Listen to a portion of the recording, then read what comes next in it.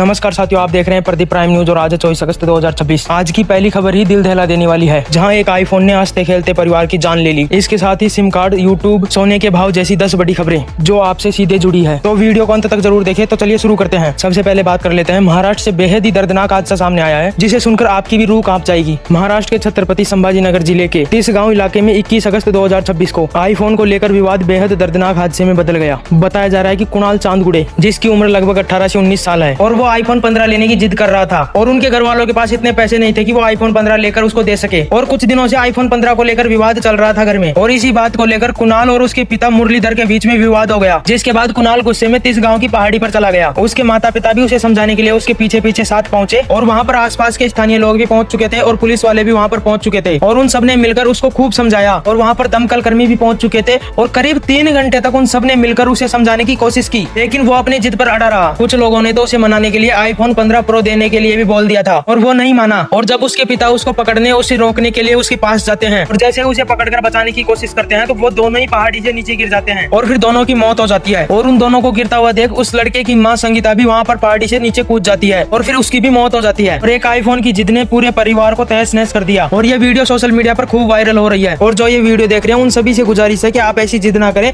जो पूरी ना हो सके, और जब आप उसे पूरा करने के लिए काबिल हो जाएं तब उस चीज को या उस सामान को जरूर लें, लेकिन ऐसी जिद ना करें जो अभी फिलहाल आपकी स्थिति को देखते हुए आपको मिल ना सके और आप बेवजह जिद कर रहे हैं, क्योंकि ऐसी जिद परिवार के लिए घातक हो सकती है। बिहार के पटना में भारत के प्रधानमंत्री नरेंद्र मोदी का मंदिर बनने की योजना को लेकर विवाद सामने आया। रिपोर्टों के मुताबिक बिहार राज्य किन्नर कल्याण बोर्ड से जुड़े डॉक्टर राजन सिंह प्रधानमंत्री नरेंद्र मोदी को समर्पित मंदिर बनाने का प्रस्ताव रखा है, और उन्होंने बिहार सरकार से 5 एकड़ जमीन आवंटित करने की मांग की है, और उन्होंने बिहार सरकार से मंदिर बनाने के लिए फंड की मांग की है, और उन्होंने कहा है कि 112 करोड़ में यह मंदिर बनने वाला है। समर्थकों का कहना है कि प्रधानमंत्री नरेंद्र मोदी ने किन्नर समुदाय के सम्मान और अधिकार के लिए काम किया है, इसलिए उसके सम्मान में मंदिर बनाना चाहते हैं। वहीं किन्नर समुदाय के कुछ लोगों ने इस प्रस्ताव का विरोध किया है, और प्रधानमंत्री मोदी की तुलना भगवान से किए जाने पर भी सवाल उठाया है। इस मामले में राजन सिंह की पहचान को लेकर भी विवाद छिड़ा हुआ है। कुछ किन्नर समुदाय के लोग कह रहे हैं कि उनकी जांच करनी चाहिए, वो किन्नर है या नहीं। फिलहाल पूरे मामले को लेकर किन्नर समुदाय में अलग अलग विचार सामने आ रहे हैं। 24 अगस्त को यूरोपीय देशों की उच्च स्तरीय अहम बैठक होने जा रही है। इस बैठक की अगुवाई यूरोपीय परिषद के अध्यक्ष एंटोनियो कोस्टा करेंगे। बैठक में यूरोप की सुरक्षा, बदलती भू राजनीति, परिस्थिति और चुनौतियों जैसे महत्वपूर्ण मुद्दों पर चर्चा होने की उम्मीद है। बैठक के दौरान यूरोपीय देश आपसी सहयोग बढ़ाने और सुरक्षा से जुड़े मामलों पर साझा रणनीति बनाने पर भी विचार कर सकते हैं। भारत में सिम कार्ड से जुड़े नए नियम 24 अगस्त 2026 से लागू होंगे। दूर संचार विभाग यानी डीओटी ने टेलीकॉम कंपनी को निर्देश दिया है कि जिस व्यक्ति के नाम पर पहले से 9 मोबाइल कनेक्शन है, उसके लिए 10वां नया सिम जारी नहीं किया जाए। इसके लिए डिजिटल इंटेलिजेंस प्लेटफॉर्म DIP की मदद से ग्राहक के नाम पर मौजूद मोबाइल कनेक्शनों की जाँच की जाएगी। 23 अगस्त से 9 सिम की सीमा तक पहुँचे ग्राहकों को पहचान में मदद के लिए उनकी प्रतिनिधि तस्वीर DIP पर उपलब्ध कराई जा रही है। यूट्यूब व्यूज काउंट में बड़ा बदलाव। यूट्यूब ने वीडियो के व्यू गिनने के तरीकों में बदलाव का ऐलान किया है। 24 अगस्त 2026 से यह नया नियम दुनिया भर में लागू होगा। इसके तहत जैसे ही कोई वीडियो चलना शुरू होगा और उसका पहला फ्रेम दिखाई देगा, उसी समय एक पब्लिक व्यू गिना जाएगा। यह बदलाव लंबे वीडियो, शॉर्ट, लाइव स्ट्रीम और दूसरे वीडियो फॉर्मेट पर लागू होगा। इसका मतलब क्रिएटर को वीडियो के व्यू पहले की तुलना में तेजी से बढ़ते हुए दिखाई दे सकते हैं। हालांकि व्यू बढ़ने का मतलब यह नहीं है कि दर्शक ने वीडियो को लंबे समय तक देखा है। यूट्यूब एनालिटिक्स में एंगेज्ड व्यू नाम का मैट्रिक जारी रहेगा, जिससे पता चलेगा कि लोगों ने वीडियो को वास्तव में देखने के लिए कितना समय दिया। यूट्यूब के मुताबिक इस बदलाव से क्रिएटर की कमाई या यूट्यूब पार्टनर प्रोग्राम की पात्रता पर असर नहीं पड़ेगा। विदेश मंत्री एस जयशंकर 23 और 24 अगस्त को रूस के आधिकारिक दौरे पर हैं। इसके दौरान वे रूस के उप प्रधानमंत्री डेनिस मंतुरोव के साथ 27वें भारत रूस अंतर सरकारी आयोग की बैठक की सह अध्यक्षता कर रहे हैं। बैठक में दोनों देशों के बीच व्यापार, ऊर्जा, निवेश और आर्थिक सहयोग बढ़ाने के साथ साथ वैश्विक आर्थिक चुनौतियों पर चर्चा हो रही है। उत्तर प्रदेश के गोंडा जिले से हैरान कर देने वाला मामला सामने आया है, जहाँ एक महिला ने करीब 8 साल तक पति से छिपाकर लगभग 12 लाख रुपए बचाए थे, और पैसे छिपाकर वो एक बक्से में रख रही थी। और उसने सोचा कि मैं इन पैसों से अब सोने के गहने खरीद लूं। और जैसे ही उसने बक्सा खोला तो उसके होश उड़ गए, और जब उसने बक्सा खोला तो देखा कि उन पैसों को चूहे जगह जगह से कुतर गए, और कई नोटों के तो सिर्फ टुकड़े ही बचे। इसके बाद परिवार ने बचे हुए नोटों को अलग अलग किया। घटना के बाद वीडियो सोशल मीडिया पर वायरल हो रहा है, और लोग हैरानी जता रहे हैं। राजस्थान के जालोर जिले के भौरानी गाँव से भावुक कर देने वाला मामला सामने आया। यहाँ 90 वर्षीय पूनी देवी और उनके 79 वर्षीय पति दरगाराम प्रजापत ने करीब 64 साल, 4 महीने और 26 दिन तक एक दूसरे का साथ निभाया।